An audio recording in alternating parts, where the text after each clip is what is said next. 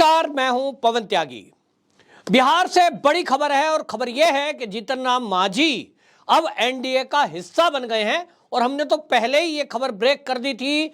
जिस तरह से जीतन राम मांझी के बेटे सुमन ने इस्तीफा दिया था मंत्री पद से और उसके बाद से कयास लगाए जा रहे थे कि बिहार की राजनीति में आखिरकार ये किस करवट बैठ सकता है।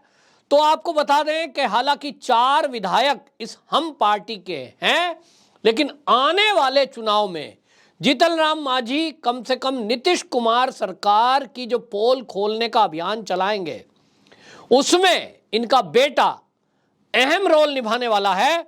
ये जो संतोष सुमन है, ये मंत्री थे नीतीश बाबू सरकार में और अपनी ही सरकार में रहते हुए किस तरह से इनको दरकिनार किया गया। भ्रष्टाचार जो हो रहा था, उस भ्रष्टाचार की आवाज को इन्होंने उठाया तो उनको दरकिनार करते हुए यहां तक कह दिया गया कि आप अपनी पार्टी को या तो जेडीयू में मर्ज कर दो, आरजेडी में मर्ज कर दो, वरना तो बाहर हो जाओ। यानी अहंकार की पराकाष्ठा देखिए कि इनकी पार्टी को हजम करने की नीयत से इनको अपमानित किया गया और इसीलिए जब अपमान हो रहा है तो अपनी पुरानी पार्टी में गए। हालांकि जीतन राम मांझी ने यह कहा कि मैंने शपथ ली थी कि मैं नीतीश कुमार का साथ नहीं छोड़ूंगा और इसीलिए जब वो एनडीए से अलग हुए और आरजेडी से गठबंधन करा तो मैं उनके साथ गया। लेकिन मेरी कसम उन्होंने ही तोड़ दी जब मुझे ये कह दिया कि या तो मर्ज कर दो जेडीयू में या तो पार्टी छोड़ दो, मतलब आप बाहर चले जाओ। गठबंधन से बाहर कर दिया तो या तो मैं इंडिपेंडेंट लड़ता, तो नहीं तो दूसरा मेरे पास वही है कि भैया एनडीए में जाऊंगा।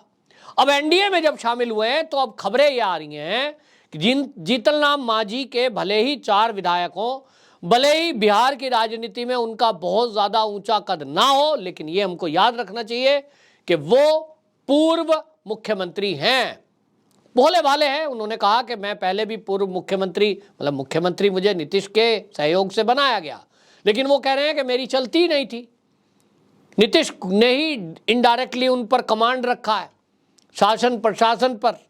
तो अब ये कह रहे हैं, लेकिन अब जो खबरें आ रही हैं वो ये कि जब वो एनडीए में शामिल हो ही गए हैं और दिल्ली में अमित शाह जी से इन्होंने मुलाकात की है तो अब इनको इनका इनाम मिलेगा। और खबर ये आ रही है कि जीतन राम मांझी को राज्यपाल बनाया जा सकता है, क्योंकि बिहार के कोटे से अभी तक जो थे गंगा प्रसाद सिक्किम के राज्यपाल थे, उनके बाद में अब कोई बिहार से अभी तक बनाया नहीं है। तो जीतन राम मांझी को ये बड़ा सम्मान एनडीए की तरफ से या तो यूं कहें अमित शाह की तरफ से दिया जा सकता है। खबरें ये भी आ रही हैं कि जो उनके बेटे हैं, हालांकि उसमें मुझे ज़्यादा दम नहीं दिखाई दे रहा है, कोई कह रहे हैं कि उनको जो है लोकसभा की सीट का ऑफर हो सकता है संतोष सुमन को, लेकिन मुझे लग रहा है कि लोकसभा की सीट एक बड़ा काम है, उसके बजाय उनको बिहार की राजनीति में रखा जाएगा। बिहार में कभी सरकार बनती है तब उनको जरूर बिहार सरकार में मंत्री पद मिल सकता है। लेकिन ये बड़ी खबर ये है कि जीतन राम मांझी अब अगले दिनों में वो राज्यपाल बनाए जा सकते हैं। ये बड़ी खबर है और ये बिहार से आ रही है। और अब आपको बताऊं कि ये बड़ा झटका नीतीश कुमार के लिए है, जब वो विपक्षी पार्टियों को एकजुट कर रहे हैं। 23 तारीख को वो मीटिंग कर रहे हैं। हालांकि उसमें पहले से ही ये विवाद पैदा हो गया है कि ममता बनर्जी ने पहले ही क्लियर कर दिया कि यदि कांग्रेस पश्चिम बंगाल में वामपंथियों से समझौता करती है तो मैं कांग्रेस के साथ नहीं आने वाली हूं, कोई मैं उनको सपोर्ट नहीं करूंगी। इसी तरह आम आदमी पार्टी ने भी प्रपोजल रखा है कि भैया दिल्ली और पंजाब वहां कांग्रेस ना आए, हम उनके लिए मध्य प्रदेश और राजस्थान छोड़ देंगे। यानी एक तरह से विपक्षी पार्टियों में आपस में डील करने की कोशिश हो रही है और एक दूसरे के दुर्विरोधी एक दूसरे के साथ खड़े होने को मजबूर हैं। आम आदमी पार्टी के अरविंद केजरीवाल जी, जिन कपिल सिब्बल को लगातार गालियां देते थे जब कभी वो अपनी पार्टी को बना रहे थे, तब वो आंदोलन कर रहे थे, लेकिन आज उन्हीं के साथ हाथ पकड़ करके फोटो खिंचवाते हैं और वो कपिल सिब्बल को ये कहते हैं कि साहब आप जो है बस हमारी नैया पार लगाएंगे। तो उनको वकीलों की ज़रूरत है। भ्रष्टाचार के कई केस चल रहे हैं, उसमें अब लग रहा है कि शीश महल का मामला भी आ गया है। तो ये कहा जा रहा है कि अब अरविंद केजरीवाल खुद फंसने वाले हैं। तो भाई वकीलों की ज़रूरत है। अभी तक अभिषेक मनु सिंघवी उनका केस लड़ते हैं, लेकिन वो पार्टी में तो है नहीं, यूँ तो वो कांग्रेस ही हैं। तो कभी दिमाग घूम गया तो फंसा भी सकते हैं। हालांकि प्रोफेशनल मामला अलग है उनका और बहुत ईमानदार और बहुत काबिल वकील हैं, ऐसा करेंगे नहीं। लेकिन अरविंद केजरीवाल जी किसी पे भरोसा नहीं करते और इसलिए उनको लग रहा है कि कपिल सिब्बल को यदि आम आदमी पार्टी में शामिल कर दिया जाए, राज्यसभा में उनको आम आदमी पार्टी के कोटे से भेज दिया जाए, तो सीधा आम आदमी पार्टी के हो जाएंगे, मामला अंदर का रहेगा और वो फिर पार्टी के कार्यकर्ताओं को बचाने के लिए केस भी लड़ेंगे। तो कुल मिलाकर के एक भरोसे की बात हो जाएगी। तो वो बाद की बात है, लेकिन अभी फिलहाल जो 23 तारीख को मीटिंग होनी है उसके पहले इनका एक दल इस तरह से टूट के जाना, और जैसे ही आपको बता रहा हूं कि जीतन राम मांझी को राज्यपाल बनाया जाएगा, तो जो ये जेडीयू और आरजेडी के साथ में लोग हैं, उन विपक्षी पार्टियों के नेता को भी समझ में आएगा कि एक तरफ तो वो दल खड़े हैं जिनके ऊपर कहीं ना कहीं भ्रष्टाचार के केस हैं, चाहे वो केजरीवाल की पार्टी हो, फिर चाहे वो जेडीयू हो, फिर चाहे वो आरजेडी हो, फिर चाहे वो कोई भी पार्टी हो। ममता बनर्जी के आप देख लीजिए मंत्री बंद है और भर्ती घोटाला है, फिर वहां मवेशी का तस्करी का मामला है, उनके कई कार्यकर्ता, और अब तो हिंसा को लेकर के सीबीआई की जांच की बात हो गई है। यानी सब फंसे हुए हैं, उनका भतीजा फंसा हुआ है। तो ये मजबूरी में एक तरफ भ्रष्टाचारों में और सीबीआई या ईडी के केस में फंसे हुए नेता हैं, उनका आज नहीं तो कल जेल जाने का चांस है। भाई जिस दिन केस की जांच होगी और कोई दोषी पकड़ा गया, दोषी सिद्ध हुआ, तो जेल में जाएगा।